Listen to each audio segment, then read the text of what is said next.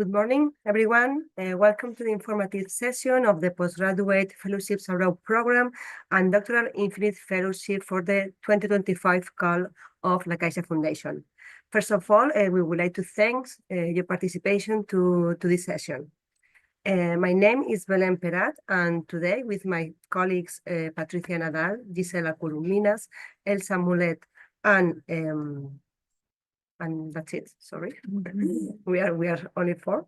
We will provide you with some relevant information about the two calls we have recently opened and about what you have to do if you want to apply for one of these fellowships. The session is distributed in two different parts. In the first one, we are going to present you the relevant aspects, the main aspects of the course, which are now open. And then in a second part, we are going to open the floor to your questions and answers. Regarding the questions and answers space, let me give you two recommendations. The first of all, I hope you see you have available a specific box just to enter your question. So we are going to recommend you to wait until the end to the presentation because it's likely that most of the doubts will be solved during our presentation. And in the second recommendation is, in order to be as efficient as possible in the answering your doubts, we kindly ask you to add the specific name of the program the question is addressed to. For example, postgraduate, if for the postgraduate program, doctoral, if it's for the doctoral program, or general, if you consider that this is a general question of general aspects. So we are planning that the whole session will last around 19 minutes. So if we are running out of time and we do not answer your question and probably you have more doubts about it, please, during the presentation, you will see an email that you can directly contact us, and we in the following days we are going to answer your doubts. So two more things before I start with the presentation. This session is recorded, so in the following days you will receive a specific email with the link of the session, and you will also receive a survey. So we kindly ask you to give us feedback to answer the survey in order to improve these sessions. So now it's time to share my screen, and it's time to start with the presentation. So now the presentation is divided in six different parts. In the first part, we are going to explain, to give you more information, general information about the fellowship program. Then we will pass to explain you the specific calls, the specific programs we are offering. In the part 3 and 4, we are going to talk about if these fellowships are very competitive or not, and we will give you as well relevant information about the selection process. In the part 5, we are going to give you advices about the application process. Here we have an important novelty, an important new about it. And in the last part of the session, we will give you some specific advices and tips. So, what is the La Caixa Foundation Fellowship Program? The La Caixa Foundation's Fellowship Program is one of the oldest programs of La Caixa Foundation. The beginning was in 1982, and until from then we are granted more than 6,000 fellowships. In terms of budget, in all these years, we are accumulating an investment of 420 million euros. And that means more or less that annually we have around 33 million euros of budget. These numbers only show that the important support that La Caixa Foundation is making, supporting talent and supporting the academic careers. What kind of fellowships are offered? In total, in the 2025 call, we are going to grant 250 fellows or 250 fellowships. These fellows are distributed in 4 different programs. In the first place, we are offering 50 bachelor fellowships to students who want to pursue their bachelor studies here in Spain. In a second level, of this academic career, we are offering 100 postgraduate fellowships program. These fellowships are devoted to make to pursue master's or doctoral programs abroad. In this line, we are also offering 60 doctoral fellowships, the INPHINIT program in these 2 modalities, incoming and retaining. And these 2 modalities, my colleagues later on are going to explain, are going to give you more details. And in the last position, we are offering 40 postdoctoral junior leader fellowships, also in these 2 modalities. Just a quick reminder, the 2 calls we have currently open are the postgraduate and the doctoral INPHINIT fellowships. The bachelor and the postdoctoral are following other schedule or other calendar.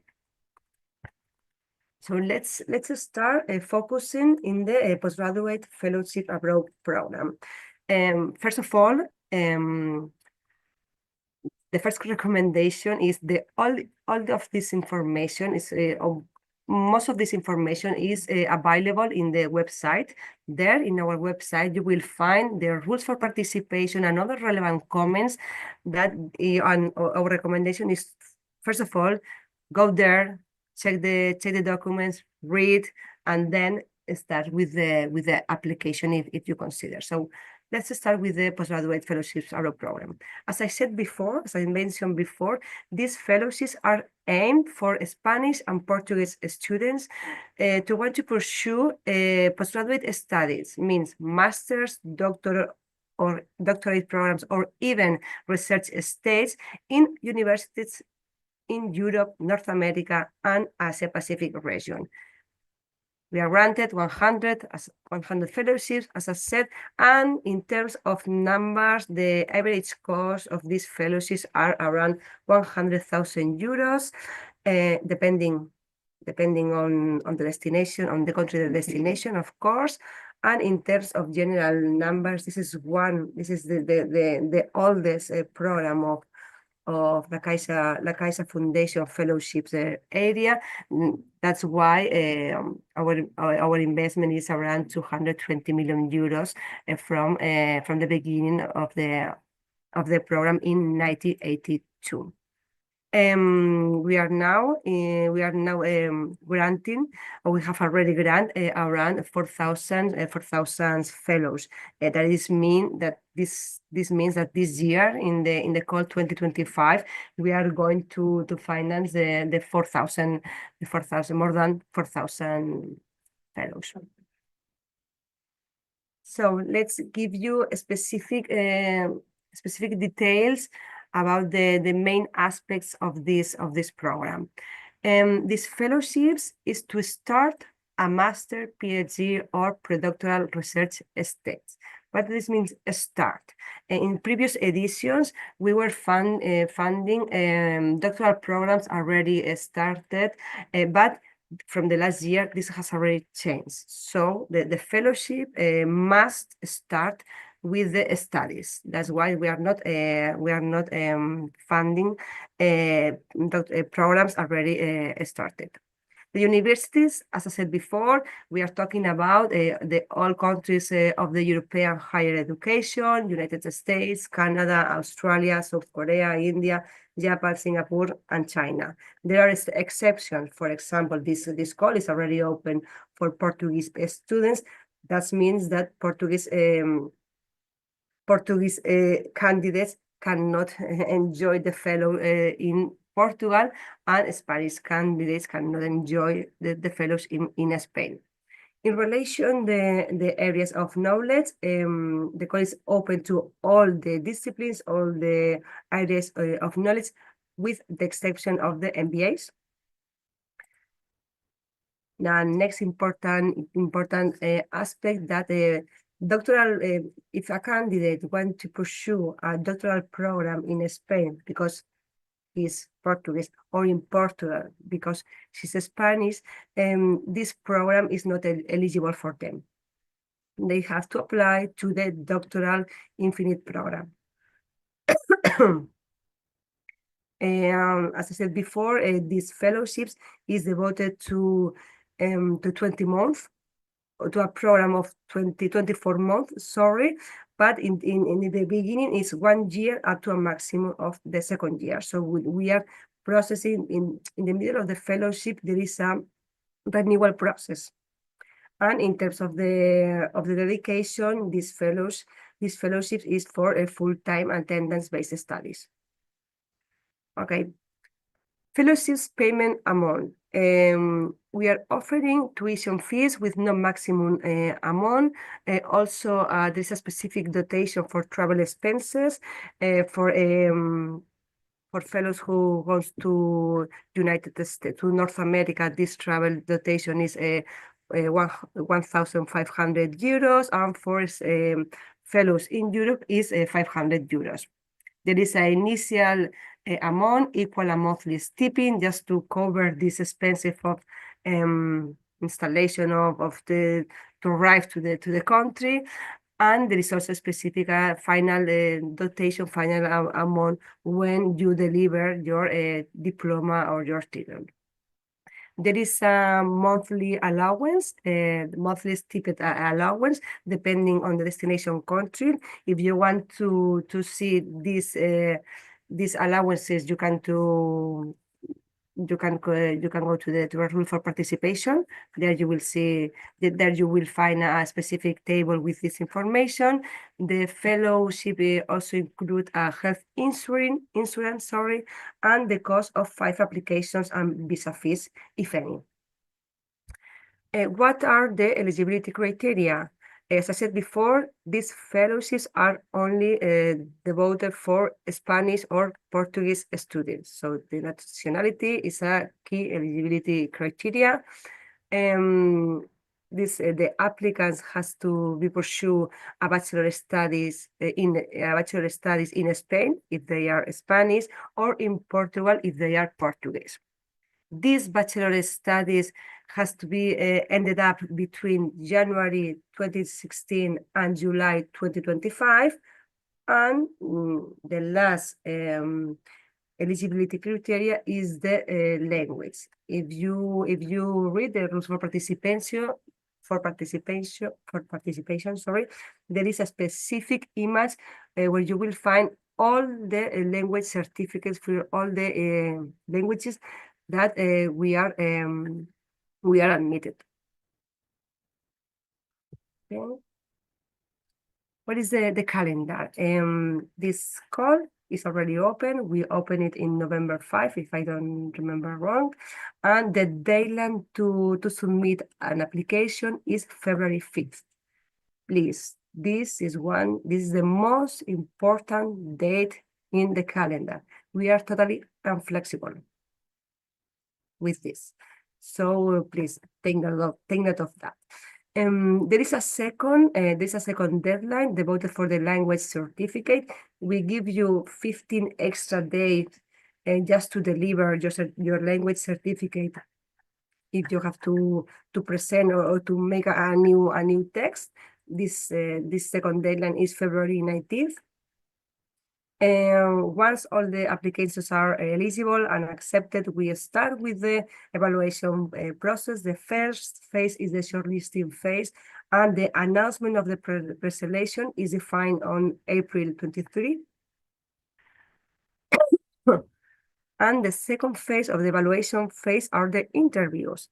That the interviews in the postgraduate fellowship abroad program are defined from 12 to 21 of May.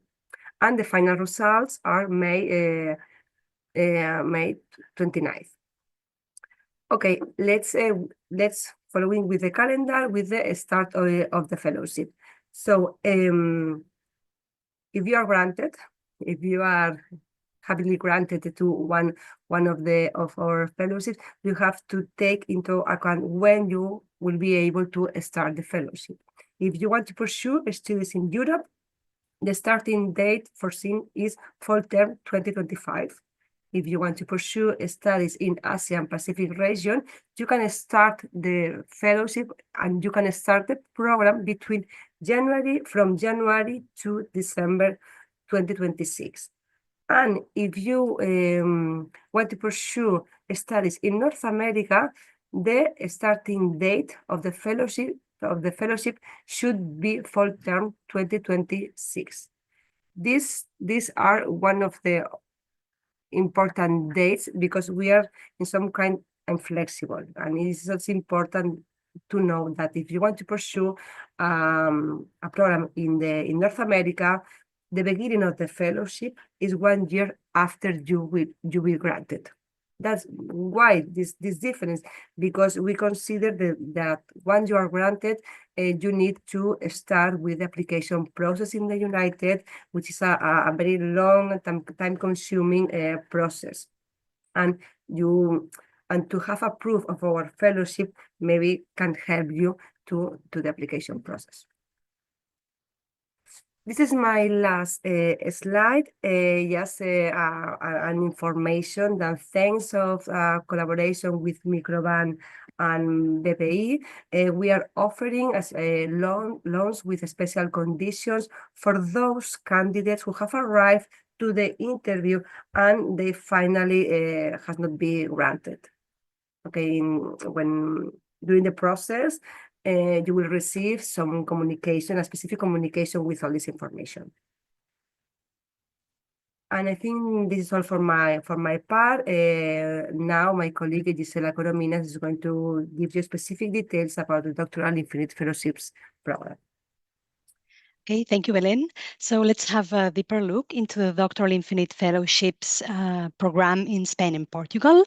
Well, this program, this CAL 2025, will award 60 fellowships as last year, 30 fellowships in the incoming frame and 30 fellowships in the retaining frame. The average cost per fellowship is, as last year, is 161,200 euros. The duration of the fellowship is a maximum of 4 years. Here you have a figure of the total investment that La Caixa Foundation has done in the last 20 years towards doctoral research. It is more than 134 million euros. It includes also the fellowships for master studies in Spain, which is already extinguished program. But that shows the commitment of La Caixa Foundation towards doctoral research in Spain and in the last years also in Portugal. This figure means a total number of fellowships of 1,779 fellowships. If we go into more detail regarding the features of the fellowships program in Spain, Belén, if you could just move forward a little bit. Yes, thank you. Well, the main features of this program is that the objective is to fund doctoral studies in Spain or in Portugal.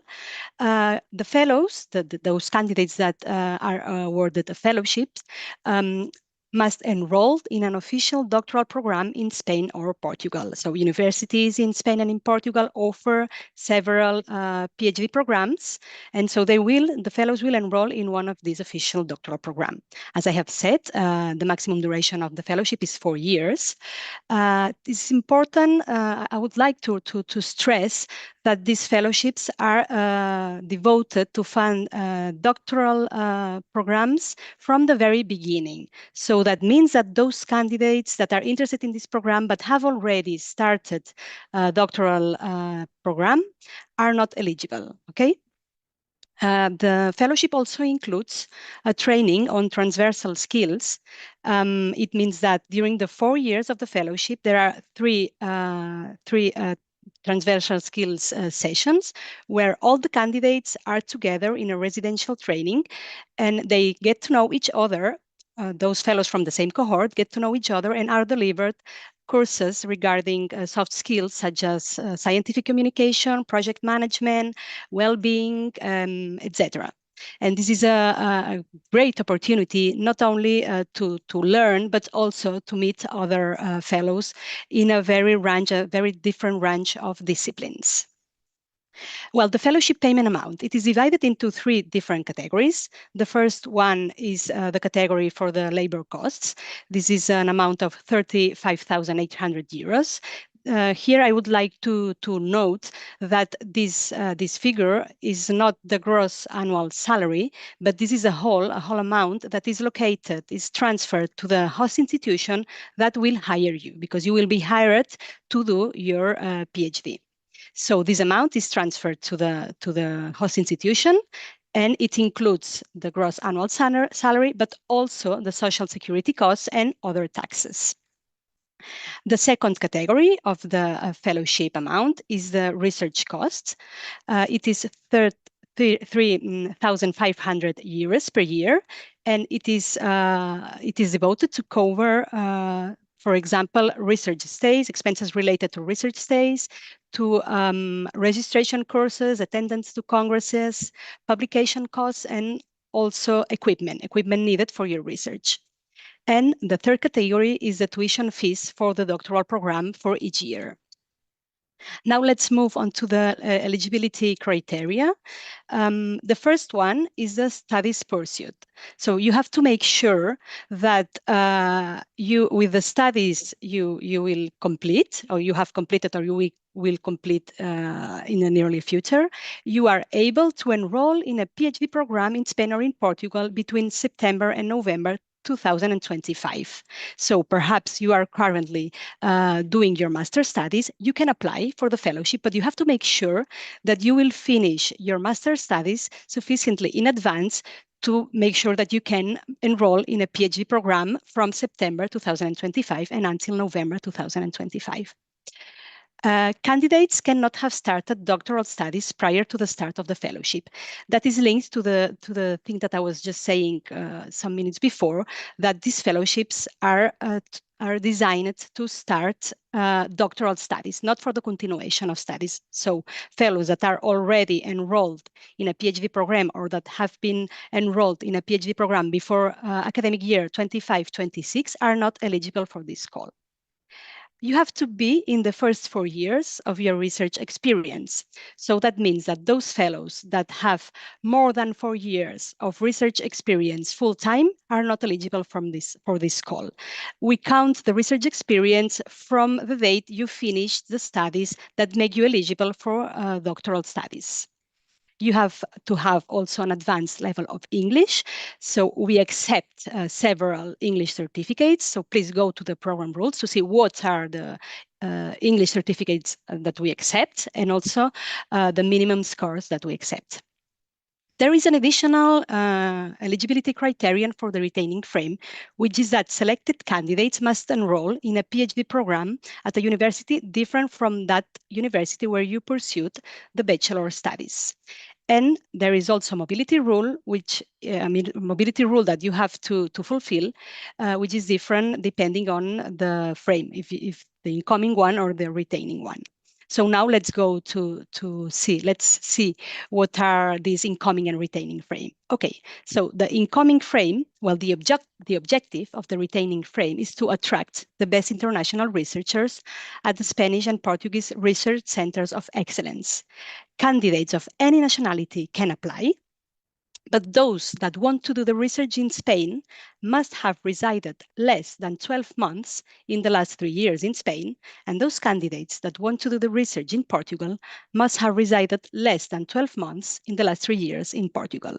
The incoming frame is devoted exclusively to STEM disciplines. That means that fellows in the incoming modality will do the research, the doctorate in health sciences, life sciences, technologies, engineering, mathematics, etc. disciplines. So humanities and social sciences are excluded for the incoming frame.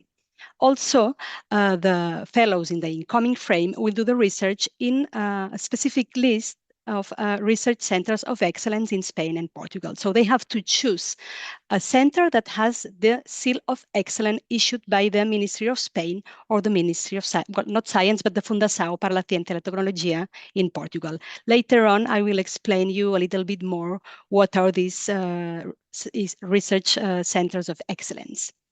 The retaining frame. Well, the objective for the retaining frame is to retain the best researchers at any universities and research centers in Spain and in Portugal. So candidates can be of any nationality, but those that want to do the research in Spain must have resided more than 12 months in the last 3 years in Spain, and those that want to do the research in Portugal must have resided more than 12 months in the last 3 years in Portugal. In this frame, candidates of any discipline are welcome. So also humanities and social sciences are included in this retaining frame. And all the research centers and universities in Spain and Portugal are eligible to hire the retaining fellows. So that means that all researchers you as a candidate can do the doctoral in any research center or university in Spain or Portugal, regardless it is an accredited research centers of excellence or not. Okay, so the research centers of excellence are those research centers that in Spain have the excellence seal issued by the Spanish Ministry of Science and the Spanish Ministry of Health. So namely, there are 33 Severo Ochoa research centers of excellence in the STEM disciplines and 25 Unidades María de Maeztu and 35 Institutos de Salud Carlos III. In Portugal, the eligible units where you can do your PhD, there are 74 excellent units qualified as excellent by the Fundação para a Ciência e Tecnologia de Portugal. You can see the complete list of these centers in our website. You can go to the website and see in the section of the Doctoral INPHINIT program, you can download the full list of these centers just to see what are these centers, in what disciplines they do research. And also when you open an application, or perhaps you have already opened it, an application, you will see in the studies to be pursued section that you have to choose among a list of these research centers. If you do not find research centers, probably is because it doesn't have the seal of accreditation by Spain or by Portugal. This is the timeline for the incoming frame. As Belén has already said, the call is already open. It will close on the 23rd of January. If you tick the box to submit the English certificate on the second deadline, you will have to submit it until the 6th of February. As Belén has already said, we are very strict with the deadlines, so please make sure that you have all the documents ready sufficiently in advance to submit your fellowship or to submit your English certificate on time. The results will be announced, the results for the preselection phase will be announced on the 11th of April, and the interviews will take place on the 28th and 29th of May. The final results, so the list of the selected candidates, will be published on the 6th of June, and the fellowships must start between September and November 2025. And in those specific cases that are considered exceptional and that are approved by La Caixa Foundation, the fellowship will be allowed to start until the 31st of January of 2026. This is the very, very last day to start the fellowship. Regarding the retaining calendar, well, the call is already open. It will close on the 18th of February. If you tick the box to submit the English certificate on the second deadline, you will have time until the 4th of March. The results of the preselection will be announced on the 19th of May, and the interviews will take place on the 11th, 12th, and 13th of June. The final list of candidates, well, the final selected candidates will be published on the 25th of June. And as for the incoming frame, the fellowship must start between September and November. And in duly justified cases and approved by La Caixa Foundation, it can start until the 31st of January 2026. Well, we have talked about the financial amount that the La Caixa Foundation awards to our fellows, but there is an added value in our fellowships, which is that as soon as you are a fellow, you belong to the La Caixa Foundation Fellows Association, which is a network of academic and professional talent. It's built up of all those people that have been awarded a fellowship from the La Caixa Foundation from the very beginning of the creation of our program. So now it is built up of more than 6,200 people from all the disciplines. And together with the fellowships team, we organize several encounters, meetings, and gatherings where all the fellows from all the disciplines get together, and we think and we know that this is a fantastic way to start professional collaborations and also friendships for sure. There are also the training on transversal skills that I have already mentioned some minutes ago. This is a way also to reinforce the sense of belonging to the La Caixa Foundation Fellows Network, to establish links between the fellows and with the La Caixa Foundation. The doctoral program and the postdoctoral program include the training on transversal skills, and the postgraduate abroad program and bachelor program include also sessions of networking and orientation that aims also to reinforce this sense of belonging to the La Caixa community fellows. So now I pass the floor to my colleague, Patricia Nadal. Thank you. Thank you very much, Gisela. If you ask us if those fellowships, the fellowships are offering are competitive, I will say, and my colleagues will be really agree, that the quick answers will be yes, they are. If you see the figures here into the screen, you will see that we get around more than 4,000 applications for the 250 fellowships that we offer. So talking about those numbers, the success rate that usually we get annually is about the 6%. If you, just to make you a little bit an overview of the last call, 2024, you will see here the applications received. So the postgraduate abroad, we received more than 1,000 applications, while for the Doctoral INPHINIT program, we got around 1,500 applications. So you will see here that there are a lot of applications that they not pass the whole selection process, but that doesn't mean that you are not good. It's just that they are very, very competitive. So you may think when you get into the results that maybe the comparisons with the rest of the candidates are in the quartiles or so are low or not. You will really must understand that the fellowships that we're offering are really, really competitive. It's not that you are bad. It's just that they are really good candidates, and you are competing with a lot of people that has a very, very high level and excellent applications. So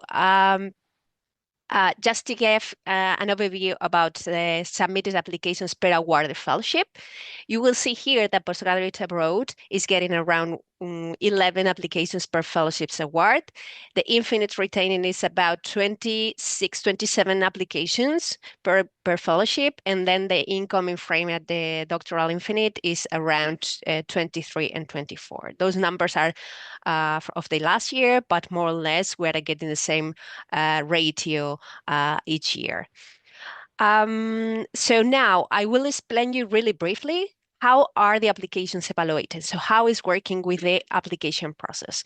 I will do a really quick overview about the whole selections process, but I would like to share with you that in case you have really specific questions regarding the application process, or you would like to get more information about the criteria or how the scoring are getting or so on, you have to address to our webpage as well, as my colleague Belen said before.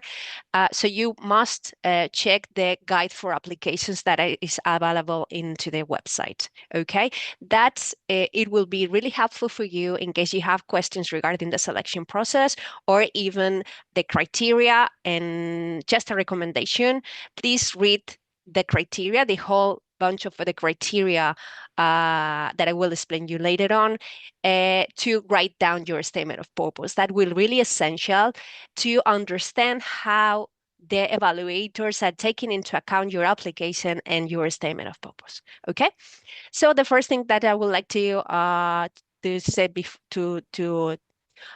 share with you is that we get that's thank you very much, Philip.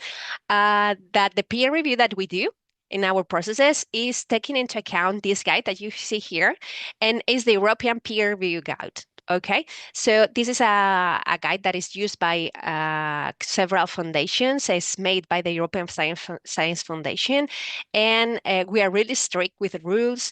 So with the processes that we are performing. To understand how the process is and how big the processors are, we would like to share with you the number of experts that has been taking part last year into the all programs. So the number is 522 experts working together to do your evaluation in one of the programs that you have been applying for. So both the doctoral and the postgraduate fellowships take into account 3 stages into the selection process.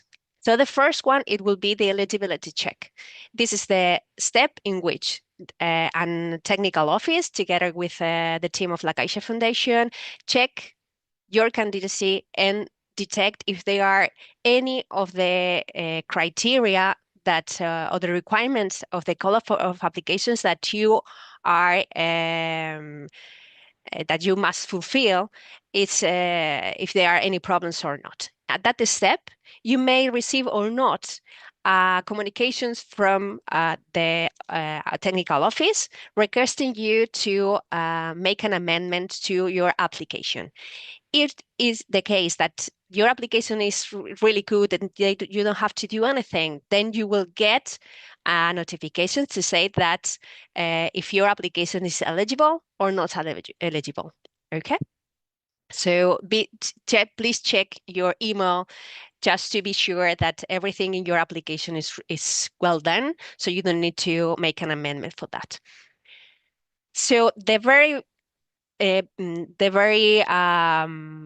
say core steps into the selection process are the shortlisting stage and the interviews stage. I will get into detail later on, but I would like to share with you before the evaluation scoring scale that we are using at La Caixa Foundation's Fellowships programs, which is the one that you are seeing to the screen. That will be from 1 very poor to 8 exceptional. That means that your scores and the evaluation scoring scale that the experts are using to do your evaluation is this one, going from 1 to 8. You will get then the scoring in the final resource in this scale, meaning that, for example, if you get an 8, you will be exceptional, 7 is an excellent, and so on into the scale. Okay, we would like to share this with you because several questions that we get through the email are regarding the scores that the candidates are getting. So it's important to take into account and take in mind that this is the scores that we use and the scale that we are using. So regarding the shortlisting, okay, this will be the first step of the evaluation. This is a step in which each application is evaluated by 3 evaluators that are working remotely, so they are working from home, and your application will be evaluated by those evaluators, okay? Taking into account as much as possible the expertise or the discipline they are working for. Okay, this system that we are working with the shortlisting, it gets several processes and mechanisms to be as much as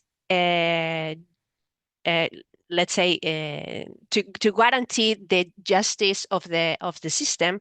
So there are two processes that we do while the evaluators are has been already evaluated. The first one is the monitoring system of the discrepancies, which means that if they are evaluators, if there are more than two evaluators with a big discrepancy into the score, then we will send them back the application, your application, in order to check if they haven't done or not any problem, or they have do any mistake or error into the evaluation. So at this step, we really verify that there are not technical mistakes or errors into the evaluation of the application. In the same way, we do another process, which is we use the level of expertise of the evaluator, which means that if the evaluator that is evaluating you has the same field of research as you have, or the same field of your studies, then it gets a little higher weight into your final score. Okay? That assures that the person that knows really about what you are talking about is the one that is getting a little bit higher weight into your final scoring. Okay? So now I will explain you the evaluation criteria. This is important to take into mind because this is one of the core things in order to make competitive your application. Okay, so the first in this first step, the shortlisting, we will take into account both for the postgraduate abroad and the doctoral infinite fellowships, three main criteria. The first one is are the qualifications and curriculum. That it is the 50% of your final score in this step. In this criteria, the academic records and curriculum vitae, we will take into account the academic transcript, but not exclusively. We will take into account also the training that you have done, the awards, the honors. We will ask also the evaluators that they take into account also that the younger candidates will be a less extensive CV, but this will be important not to penalize those people. And then, for example, we request to the evaluators also to check about the consistency of the curriculum, which that means that, for example, I put an example. If you have been studying physics and you have done your master's in physics, but suddenly you would like to do a doctorate in biology, you should explain to the evaluators why you have changed your mind, why you have an objective in that specific doctorate, okay? Because that's important. It doesn't matter if your CV has not a consistency, but you should explain why this is important. The deviations should be explained and justified. And finally, also, we have also the 30% of the next criteria. Let's say 30% of the motivational statement of purpose. Okay. And at this step, they will take into account mostly the statement of purpose that you have written into the application. That is a maximum of 3 pages. And the things that we will be taking into account are the gut structure and consistency, to be original at a certain extent, whether the chosen studies are well justified, and if they are the studies and the choice of your host institution are allowing you to achieve your candidate goals, your goals, okay? And also other things that they will take into account is, for example, that the proposal has including the interdisciplinarity, intersectorality. If you have been doing collaborations with other environments, cultural, scientific, and so on, so that will be really valued really positively. And also, it does. Although the admission is not required, if you have it already, you should demonstrate and make a reasoning of why this selective program is giving you chances to get your goals, your personal and professional goals. Okay. That also, mostly for applying disciplines, it's a little bit more difficult for basic disciplines. It will be really important to express the impact on society. Okay. So we will also like to explain that in case of a tie, that they are very candidates are really close to each other in terms of the scoring. The preference will be given to candidates that have not been previously benefited from a similar fellowship or grant. Okay. And lastly, the third criteria will be the reference letters. That is the 20% of the scores of the. And in this criteria, the profile of the reference is really important, while the letters written in a personalized manner, so meaning that a personal letter for you, not done by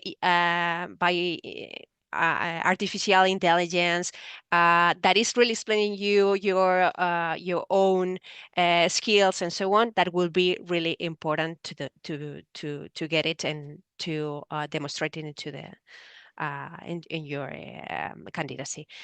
It's important to mention that reference letters are not shown to the candidates. Okay, so this is an automatic process that my colleague Elsa will explain you later on.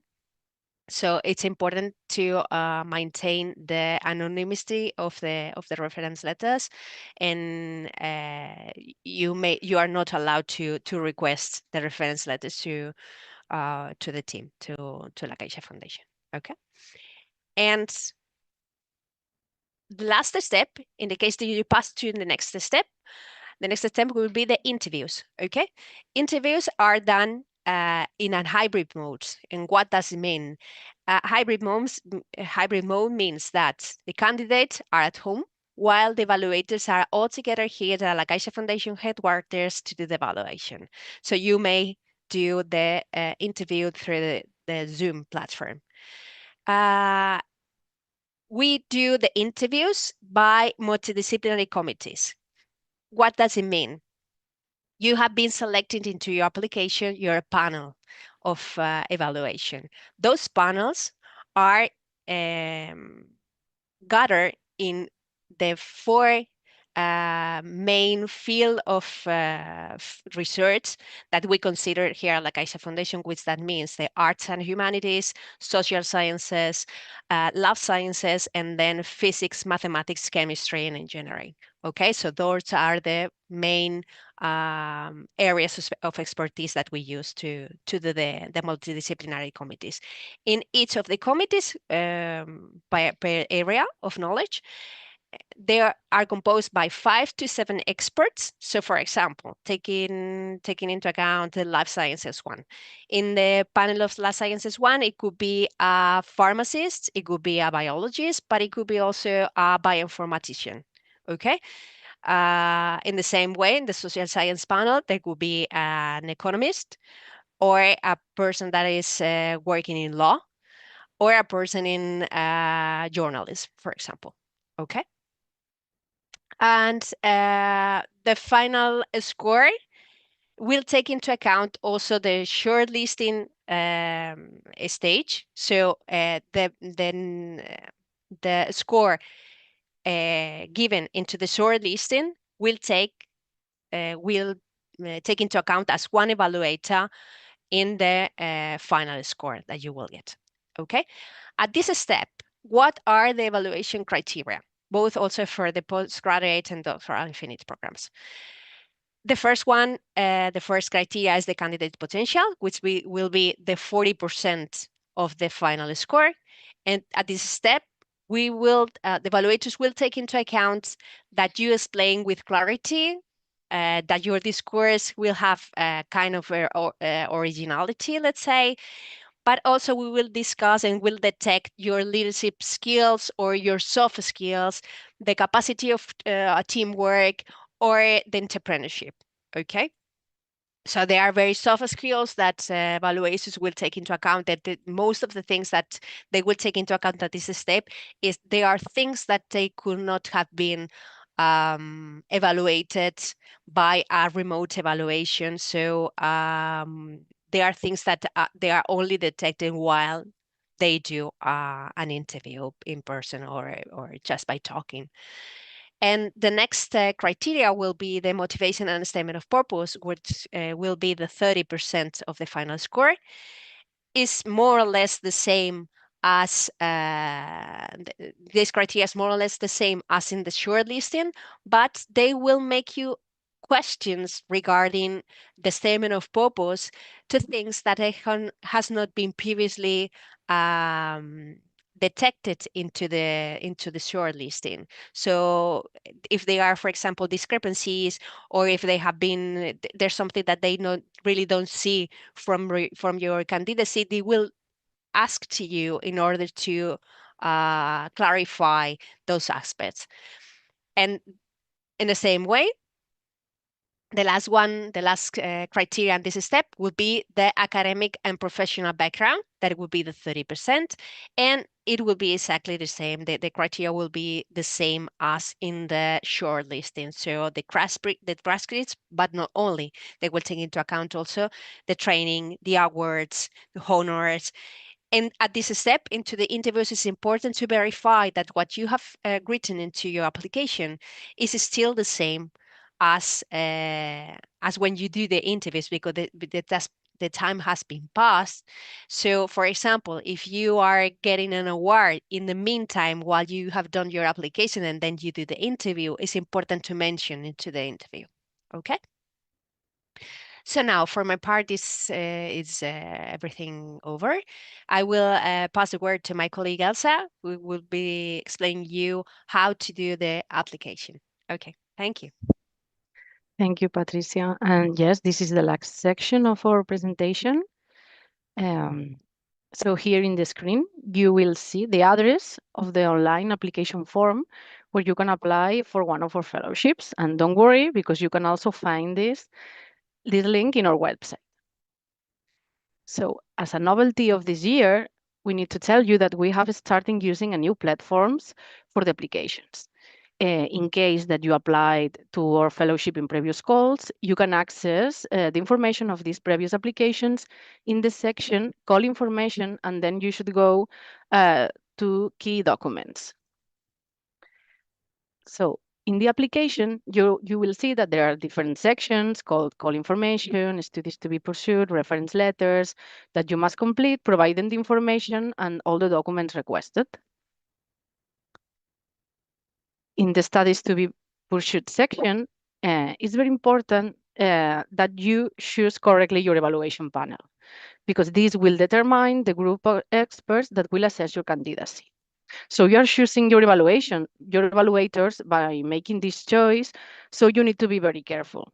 If you are not sure about this choice, because your project is maybe multidisciplinary, you should choose the panel that you think that would fit your project best. You often ask us about this, and we really don't have the answer because you are the ones who better know your project, so it's really up to you. In order to request the reference letters, you must complete before some information from the section studies to be pursued. Once these boxes have been filled, you need to click in the button Unlock Reference Letters, and this will let you ask for the letters. After that, if you want to modify the information of the studies that you want to pursue, you will need to click in the button Modify Studies, change the information, and click again in Unlock Reference Letters. This is very important. And finally, some advice. Please read carefully the rules of the program and the frequent asked questions. If you are considering if you could be eligible, if you have more questions or doubts, please write an email to fellowships@contact.fundaciolacaixa.org. That appears in this email is appearing here in the screen. Regarding the letters of reference, the first thing that you should do when starting your applications is to fill up the personal data and then the studies to be pursued pursuit sections, and then immediately you should proceed to contact your referees. After introducing some required information about them, you will automatically receive a message with your request. This email contains a link to a form. In the form, the evaluators will need to ask some qualitative questions about the candidate, and then they will be able also to write the letter in this form and send it. So finally, when you have completed all the sections, you will be able to send to click the send button of the application. But for that, you need to receive at least three letters of reference. Sorry. If you ask for 5, which is the maximum, you can still send your application, and the remaining 2 will be added to your applications as far as the referees have submitted them before the application deadline. So as said before, do it as soon as you can, because it's a pity that some candidates end up not sending almost complete applications because they didn't receive the letters on time. So in this sense, it's very important that you ask for those letters as soon as possible. As for the statement of purpose, please be clear and concise, because it can only be 3 pages long. You can find a template of how it might look in the application. And please remember the deadlines that you can find in the rules of the program. Start your application and prepare all the required documents as soon as you can. And that's it. Please remember that you can follow us in our social media like Instagram, Twitter. And here you can also find the link to our website with all the information about the fellowships program and how you can apply for one of these fellowships. And of course, if you have any comments, questions, or doubts, please write an email and we will reply to you as soon as possible. And now we move to the last part of our session, which is answering the questions that you have been writing in the chat.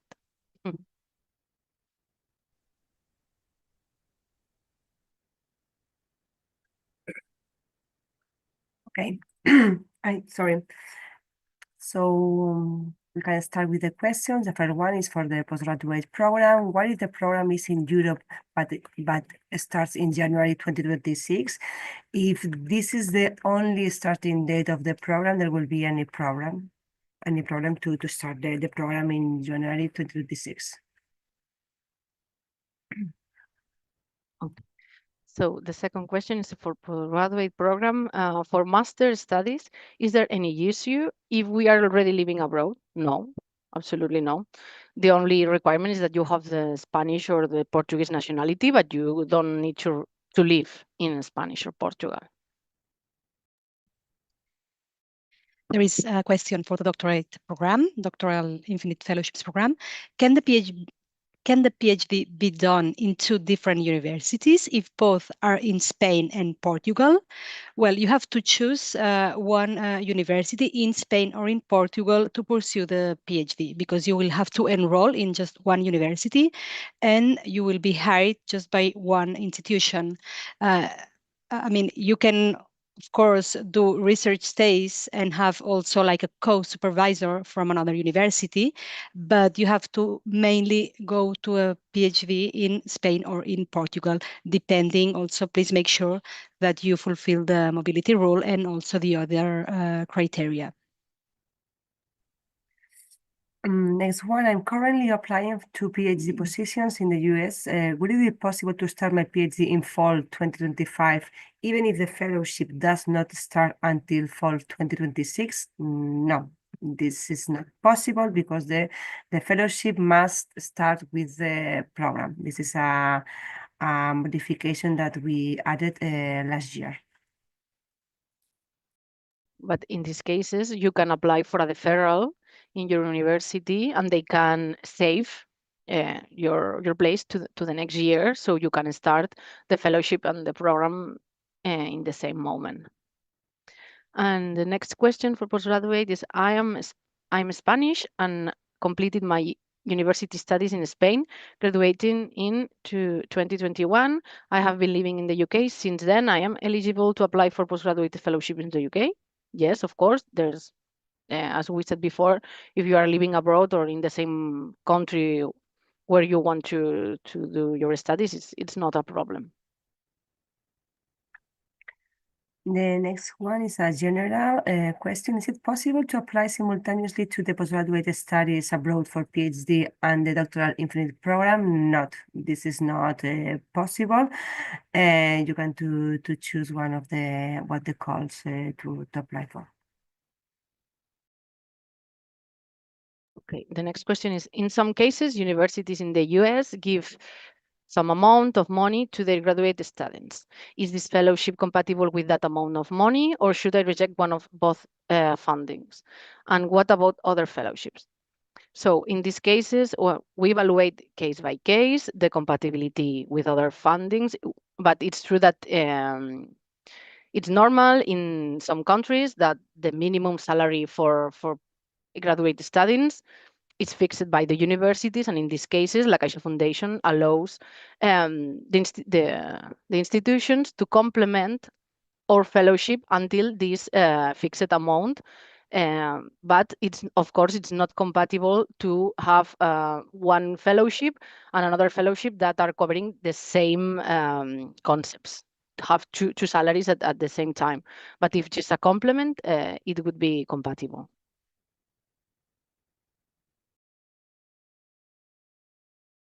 Okay, question for the doctoral fellowships. Hello, for the doctoral studies, is a candidate coming with their research topic or working on a research project already on ground?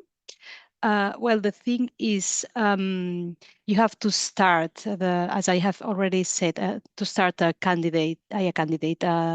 doctorate from the very beginning.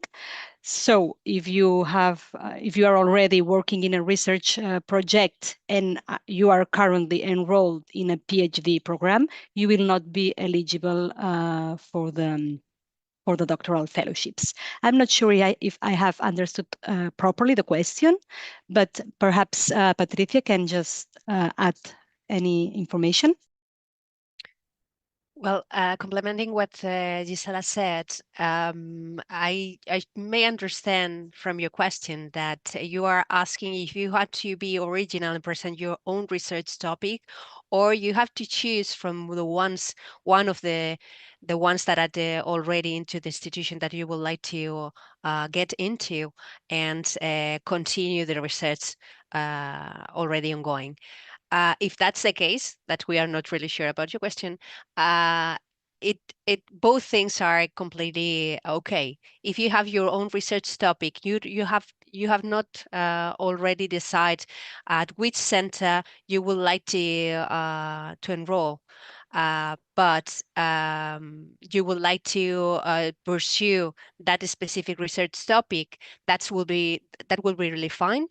But you must take into account that at the end you will need to select a doctoral program and then an institution into your candidacy. So it will be nice if you discuss it with someone from the institution before you present your statement of purpose. In the same way, if you would like to select a project that is already ongoing at the institution of your choice, that will be really perfectly fine.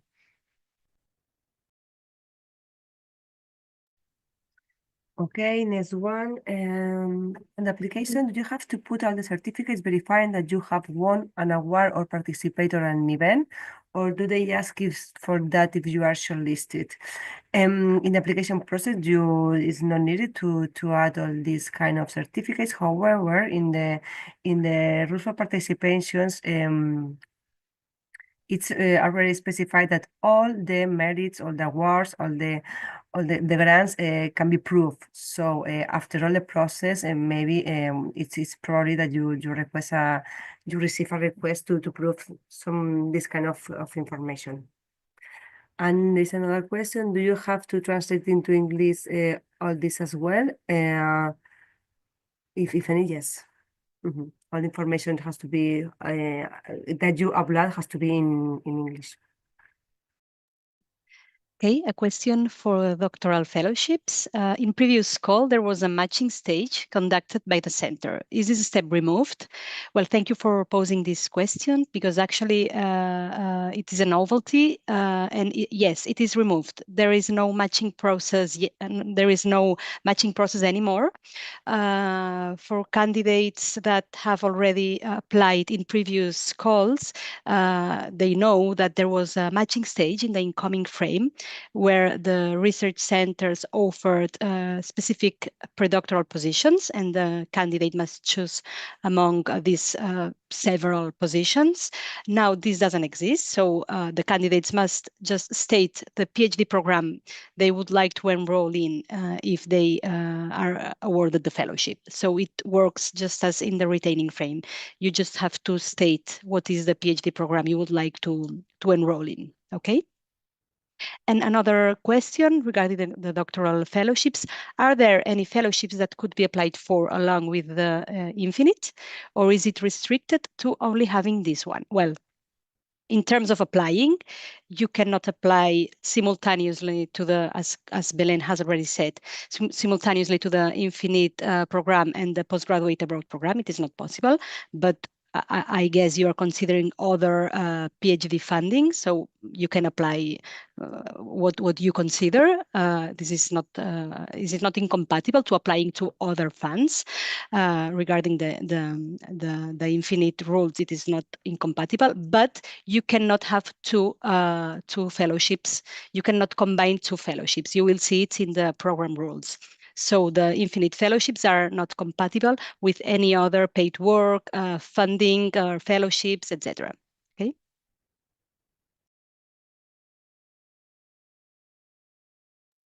So the next question for postgraduate studies. I see in the application portal there is only one spot to enter the desired university. Nevertheless, in case I am granted with your fellowship, you pay up to 5 applications. Should I choose one for my statement of purpose, even though? So yes, in the application, you should put which is your preferred option, your first option. But of course, we really like it's very important that you have other options, that you apply to other universities in order to guarantee that you get at least one admission. And of course, you can mention your other options in the statement of purpose.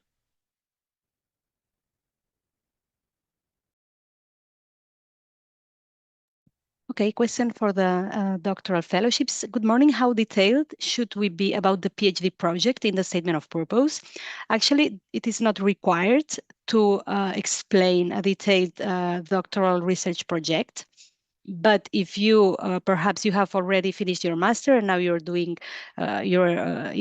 doing research already, so you know more than others that perhaps are still studying the master's degree. So if you know what you want to do and you have information on and more details about the PhD project you would like to pursue, you can write it down.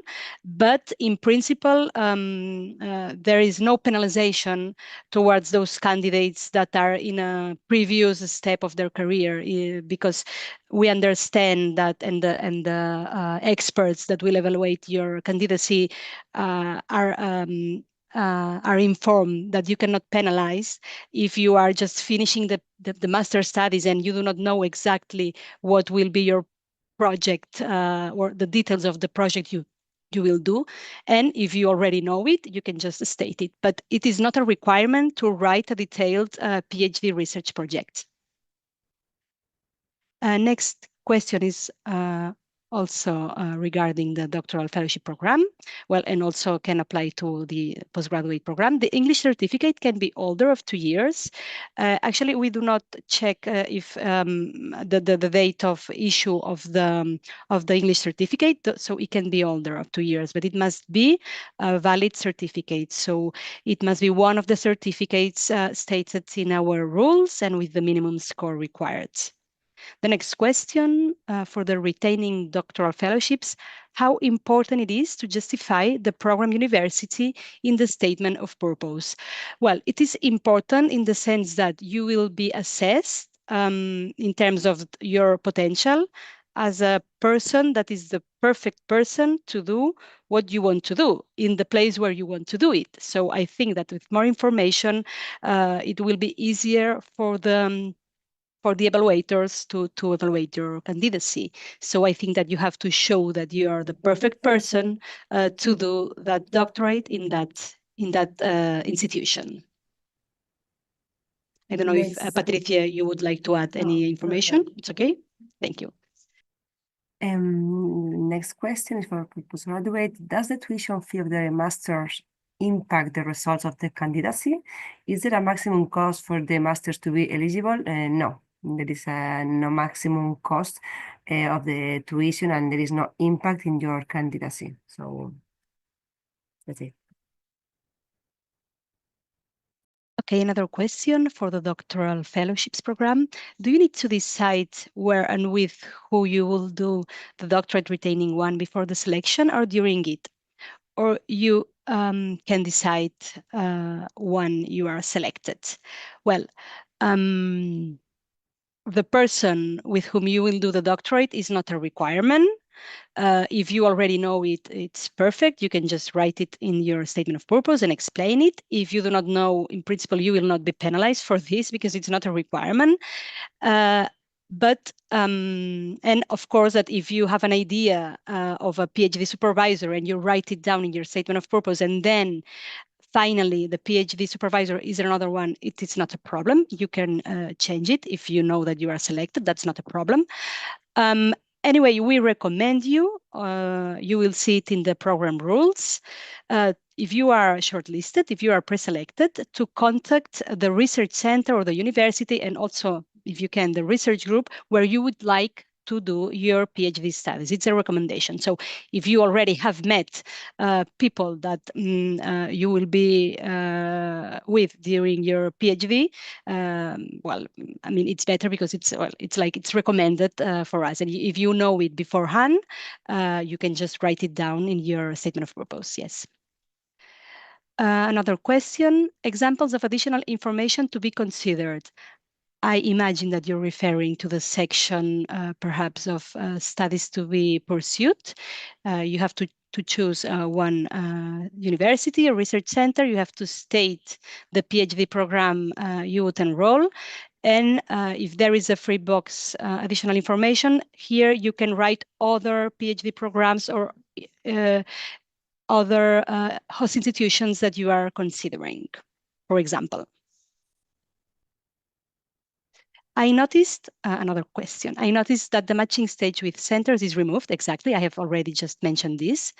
Do you have any advice for the statement of purpose, since we will now be writing about both our personal professional experiences and our project proposal in 1,300 characters?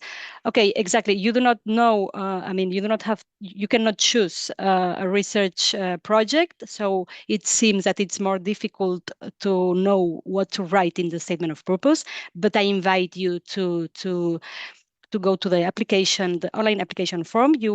Here, well, in that specific section of a statement of purpose, you can download a guide to write the statement of purpose. I am sure that you will see ideas that will help you, because also in the retaining frame, there didn't have these research projects that existed in the incoming, and just write what is the PhD program that you would like to do.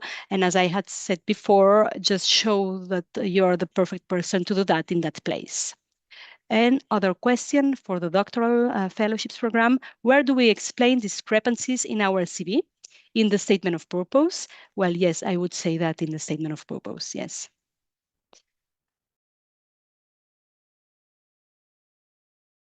Okay, another question for the doctoral fellowships. I started a master's degree because I couldn't find funding for a PhD, even though my undergraduate allows me to pursue a PhD. I am on my first semester of the master's. I don't have an academic yet. What document should I upload? You do not have an academic record. I would invite you to ask your university what document you can have, because otherwise, well, all the information that you put in your online application must be proved by a document.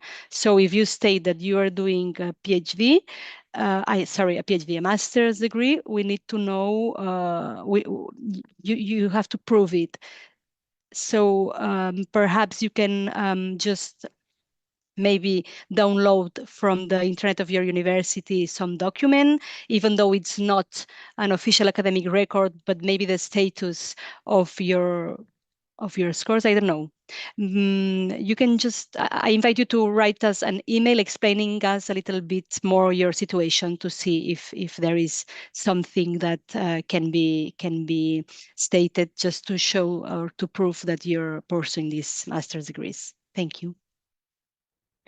So next question is for the postgraduate program. Should we ask the reference letters to a professional or university we have attended? So you can ask a reference letter to any person that you have had contact with in all your professional or academic career.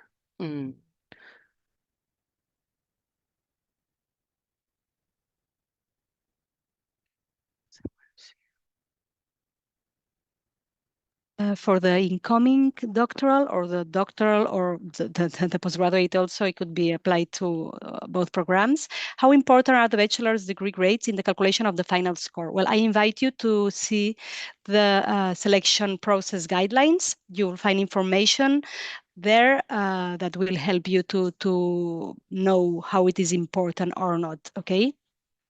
Thank you.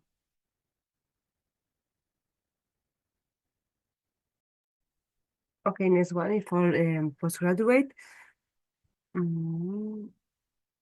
Okay, if I would like to study a master in American university, do I understand correctly that I will have to be admitted at the university first and then apply for the fellowship? No, you didn't understand correctly.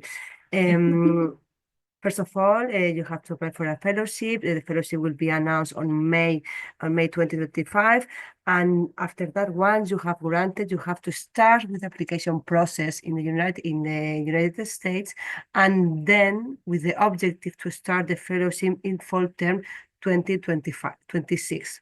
So this is the calendar. We are not requiring an admission to apply for our fellowships, because to get an admission in the university, in the American universities, it's a very time-consuming process, time-consuming and also expensive process. So it has sense to start with the process once you get the fellowship.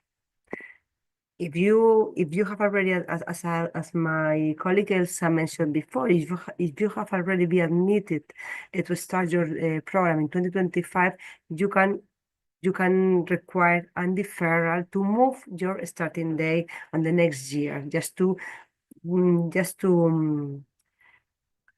be compatible the starting day of the program with the starting day of the fellowship. So the next question is also for the postgraduate. If the person you have asked for a reference letter doesn't work at the same organization where you work it together, can they use their personal email or an email from their new place of work? Thank you. Yes, this case is yes, no problem with this. Next one, the master degree must be outside Portugal for Portuguese students, or there are any possibility to do at least the first year of the master curricular year in Portugal and the thesis in other countries? No, there is no possibility to combine this destination. If you are Portuguese, and the fellowship has to be devoted to pursue postgraduates outside Portugal. So the complete program has to be done outside Portugal.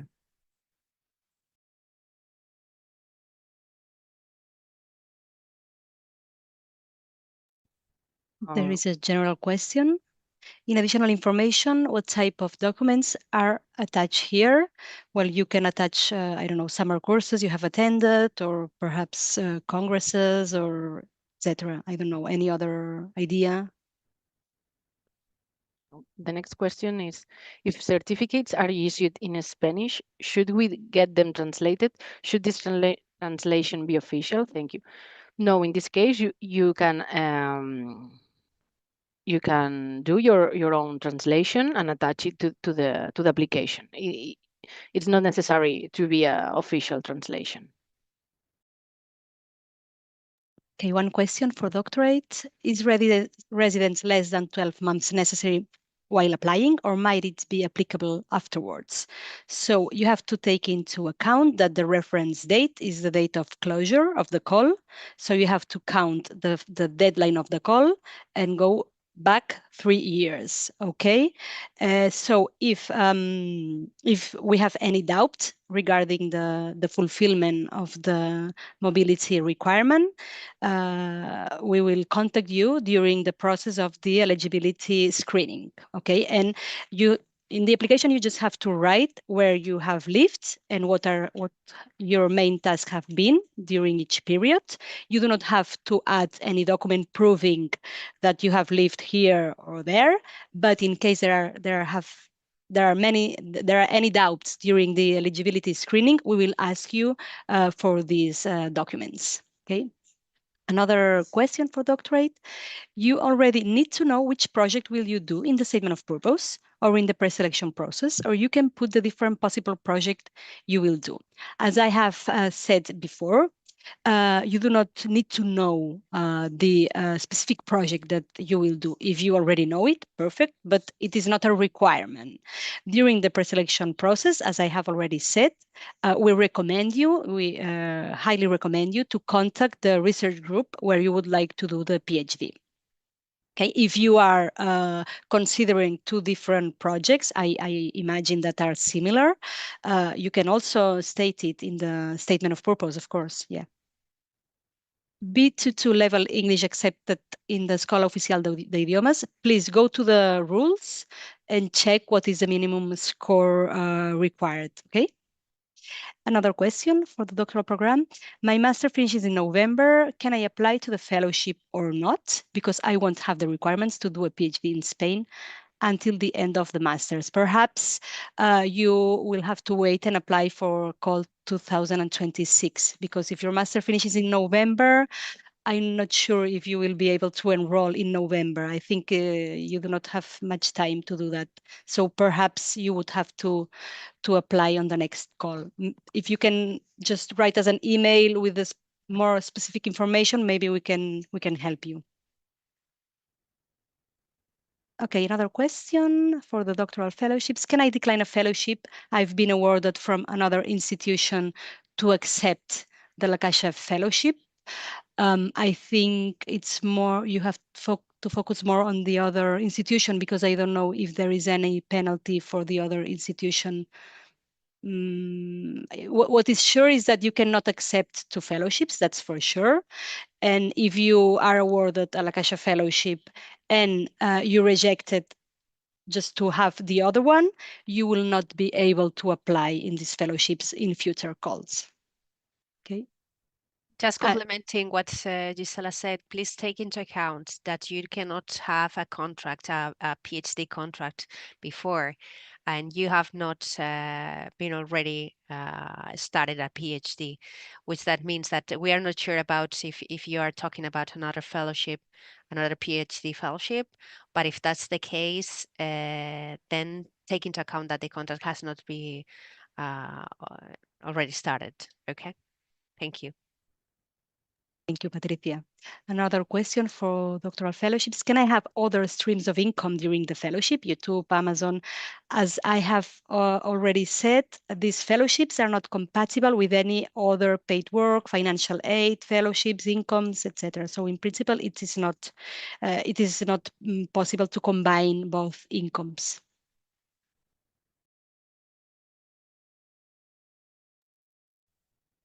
The next one is for postgraduate. Will we be informed at any point during the application of our grade? And yes, after each evaluation process, you will receive in the platform, and there will be a specific section where you will find your specific grades, scores, and the quartiles that you are that your application is distributed in your pre-selection panel. It is only quantitative information, no qualitative information. Okay, so the next one for the postgraduate program.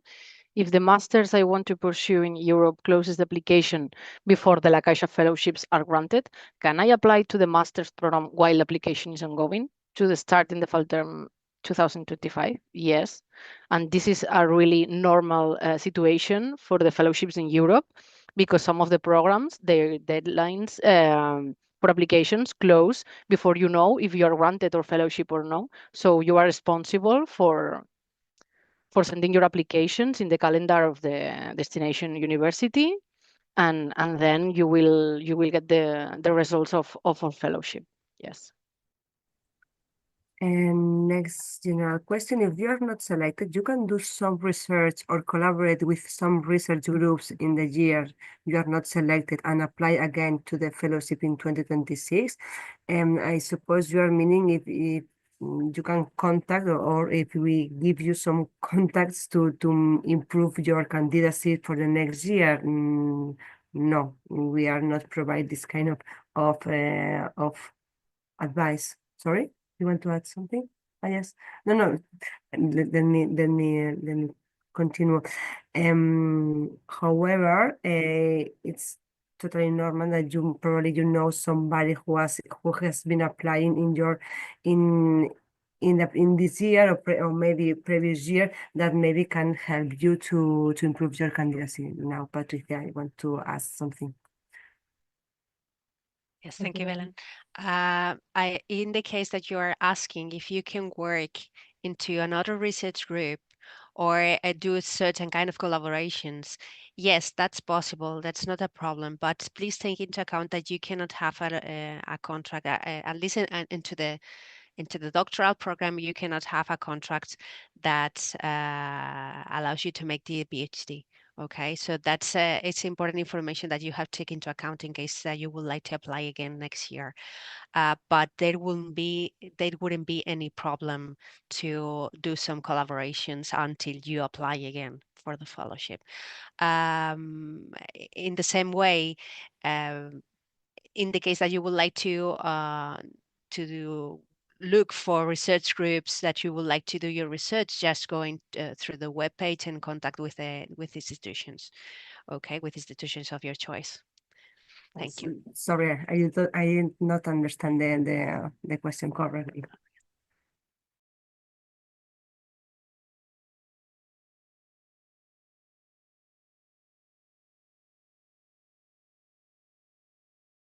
Again, next question, if the person is going to write my reference letter, doesn't know English, but is the ideal person for me to do it, but is the ideal person, what could be the solution? So the solution that he has to make the efforts to send the reference letter in English. We are not accepting reference letters in any other languages, or in Spain. So he has to make an effort to do it in English.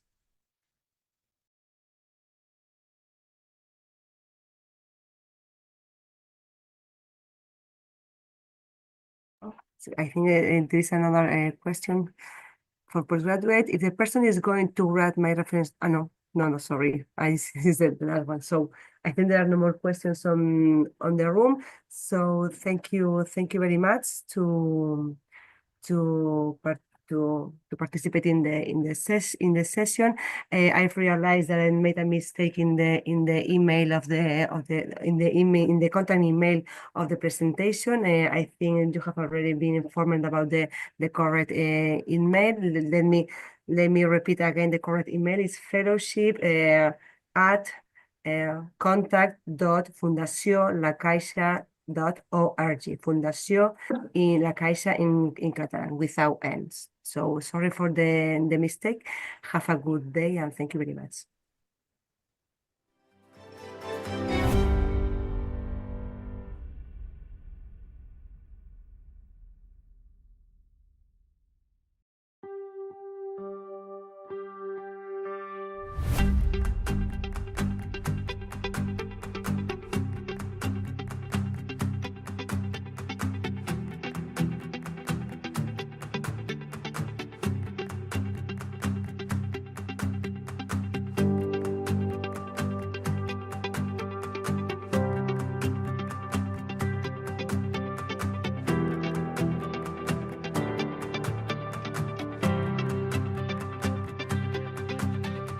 you.